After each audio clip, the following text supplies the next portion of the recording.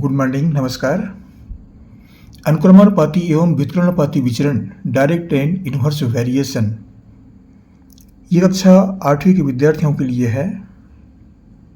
कक्षा 8वीं से मैंने यह प्रश्न लिया है। अभी वर्तमान में 8वीं में, हो सकता है कभी 7वीं भी हो जाए, मैं कह नहीं कर सकता इस बात को, क्योंकि इसमें परिवर्तन होते रहते हैं प्रायः। तो अभी वर्तमान जो मेरे पास किताब उपलब्ध है उसमें यही कक्षा 8वीं में है। अनुक्रमानुपाती और व्युत्क्रमानुपाती विचरण, ये अध्याय है। ये इस अध्याय से मैंने ये प्रश्न लिया है। ये प्रश्न छत्तीसगढ़ पाठ्य पुस्तक निगम वहाँ किताब से मैंने प्रश्न लिया है और वीडियो हम छत्तीसगढ़ से जारी कर रहे हैं। देखिए क्या प्रश्न है। 12 मजदूर एक दीवार को 10 दिन में बना सकते हैं, उसी दीवार को 20 मजदूर कितने दिनों में बना लेंगे। यहाँ पर दो बातें हैं, अनुक्रमानुपाती और व्युत्क्रमानुपाती। ये दोनों बातें समझना आवश्यक है।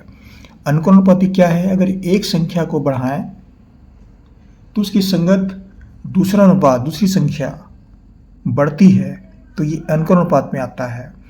एक संख्या बढ़ाने से दूसरी संख्या घट जाती है तो ये व्युत्क्रमानुपात में आता है।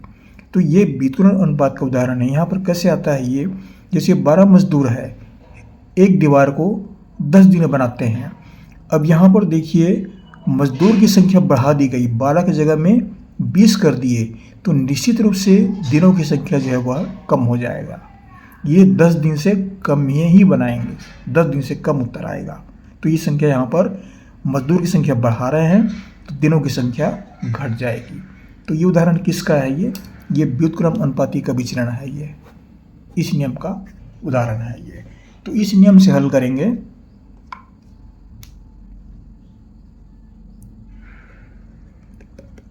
इस प्रश्न को हल करने के लिए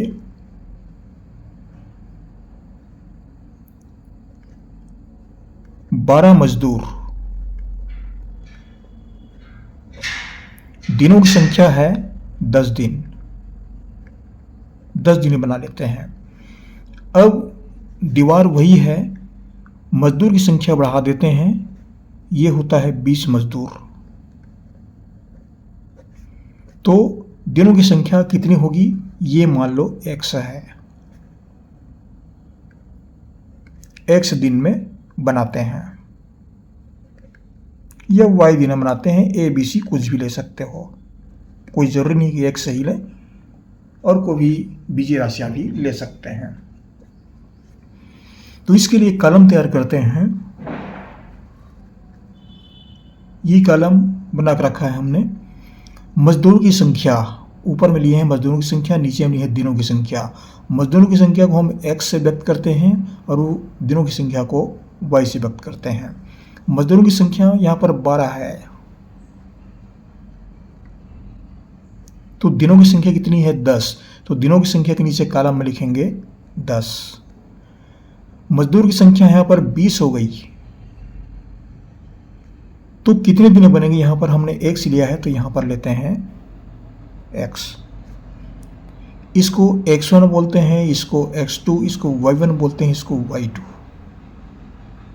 x1 x2, ये x वाली कॉलम है तो x1 x2, ये y वाली कॉलम है तो y1 y2।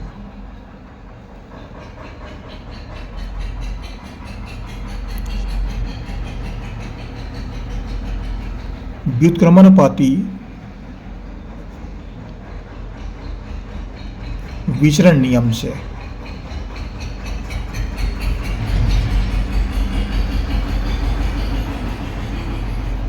व्युत्क्रमानुपाती विचरण नियम से हल करेंगे तो ये होता है x1 y1 equal to x2 y2। ये x2 y2 क्या है? x1 y1 क्या है? इन दोनों का गुणनफल, ये x1 y1 हुआ, इन दोनों गुणा करते हैं तो x2 y2।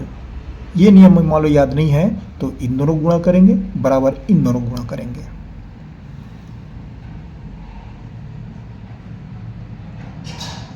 बारह गुणित 10 बराबर 20 गुणित x। अब यहां पर x का मान निकालना है तो x बराबर 12 गुणित 10 बटा 20। ये चर राशि x है, इसके साथ जो राशि है नियतांक राशि 20 ये नीचे में आ जाता है हर में, और ये अंश में रहता है। इसको कटा देंगे, 10 एकम 10, 10 दूनी 20, 2 एकम 2 और 2 छक्का 12। तो 1 बराबर कितने दिन आएंगे? 1 बराबर 6 दिन। तो यहाँ पर उत्तर क्या मिला?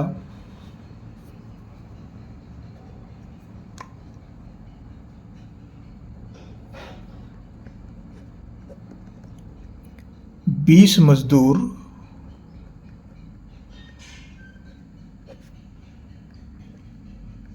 दीवार को 6 दिन में बनाएंगे।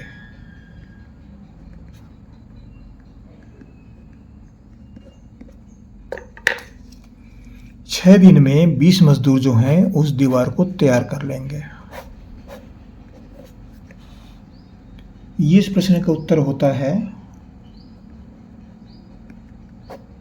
बहुत छोटा प्रश्न है ये, अनुक्रमानुपाती व्युत्क्रमानुपाती विचरण नियम से यहाँ पर समझना पड़ता है कि ये प्रश्न जो दिया है ये व्युत्क्रमानुपात का है कि अनुक्रम अनुपात का है। अनुक्रम माने एक संख्या को बढ़ाते हैं तो दूसरी संख्या बढ़ती है, संगत संख्या बढ़ जाती है, तो ये अनुक्रम में होता है, अनुक्रम में होता है। और व्युत्क्रम में एक संख्या के बढ़ाने से दूसरी जो वही संगत राशि है वह घट जाती है, तो ये व्युत्क्रम अनुपात में होता है। इतना ही अंतर है। यहाँ पर मजदूरों की संख्या बढ़ गई तो दिनों की संख्या घट जाएगी, क्योंकि यहाँ पर मजदूरों की संख्या बढ़ गई तो कम दिनों में काम होगा, तो ये व्युत्क्रम अनुपात में जाता है। ये कक्षा 8वीं के विद्यार्थियों के लिए था। आशा करता हूँ ये वीडियो आपको आसानी से समझ में आएगा।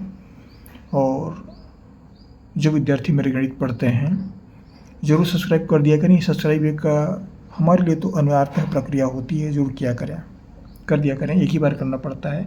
आपको हमारी सब शुभकामनाएं, पढ़ते रहिए। अगले वीडियो में फिर मुलाकात होगी, फिर पढ़ेंगे। आपके लिए एक नया वीडियो, नया गणित लेकर के आएंगे, फिर से पढ़िएगा। Thank you.